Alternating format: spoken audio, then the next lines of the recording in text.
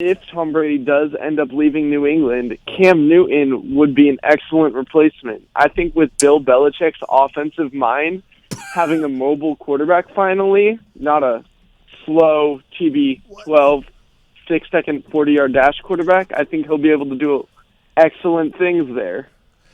I respect that thought. Love it. Because you do need a quarterback that can be a weapon in of himself with his feet because they don't have enough weapons up there. Now, I think Cam Newton's $22 million. I think it's $22 million. If I remember accurately, I think it's $22 million. The Patriots only have $30-some million or something like that.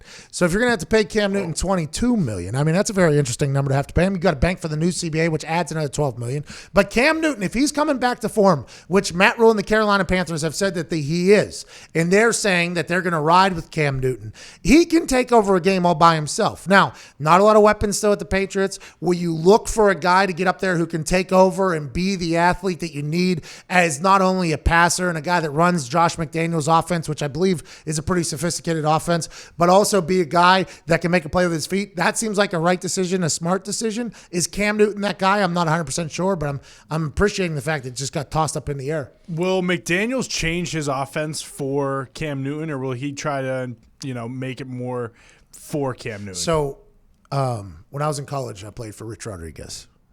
Rich Rodriguez is one of the most savage humans of all time. Okay, and when I say that, he's one of the most intense people. He is a guy who will show up before you get to work, and he will leave after you get to work. Loves football and all this stuff. He got caught and ran into a massive PR situation in Arizona when he was the head coach there. Obviously, after leaving West Virginia, going to Michigan, and ending up in Arizona, massive PR nightmare for him. He was getting buried by everybody, right? I got a chance to call one of his games this year whenever he was coaching for Ole Miss. And by the way, Ole Miss offense was no joke this year in the SEC. And I got a chance to talk to him in a conference call before the game. And it was my first time talking to Rich Rodriguez in like 10 years, 11 years, right? Long time. He and I have deep history, right? I mean, deep history. First time talking to him. And I asked him, I said, Rich, after everything that happened in Arizona and you were away from the game for a year and everything that happened in your personal life, have you changed? Have you become a different person? And anybody that's played for Rich Rodriguez knows exactly the question I was asking, and Rich Rodriguez knows exactly what I was asking, right? And Rich Rod said, Pat, I tried to become a better man and a better husband and father during the year, and I thought about how I could become a better coach. And then when I got back with the whistle in my hand, I learned that I only know one way, right? I think that's the same type of thing for Josh McDaniels. Will Josh McDaniels adapt to make his quarterback better? Yes. But is Josh McDaniels just going to throw out his offensive system that has been very, very successful for a long time?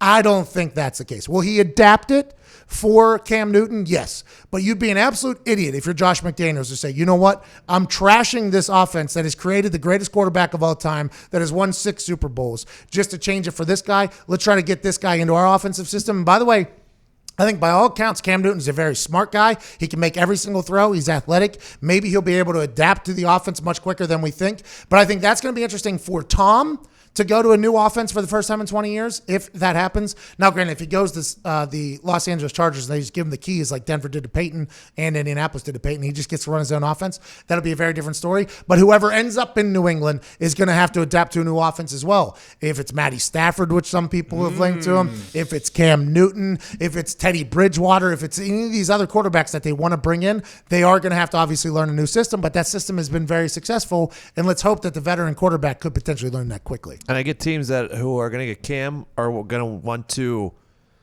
use his athleticism, but Cam has taken a lot of hits in his career, and he's had a lot of injuries over the past 3 years, and it's something that you also have to worry about when you think about maybe running like a zone read option. Ron Rivera loves Cam Newton, right? Mm-hmm. On our show, he said that if Cam Newton's healthy, he is going to be a problem, basically. He said, I think that we had a lot of winning years. He said, when Cam wasn't healthy, we didn't win. I got fired, basically, is what he said. He said, if Cam returns to form and he's healthy, he is a premier, I forget exactly, a premier player or something like that.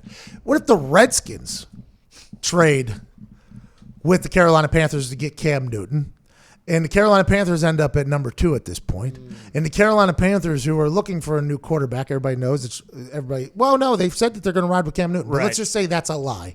Then they could potentially end up with Tua down there in Carolina with Joe Brady, who has a pretty good offensive mind. I think a lot of people have decided he could do with a passing quarterback. I think all of these things are on the table, and that's why these next couple weeks and this draft is so intriguing to everybody who's an NFL fan. Or something happens with Burrow and the Bengals at 1, and then they trade Cam to the Redskins, and Joe Brady's back with Joe Burrow. Man,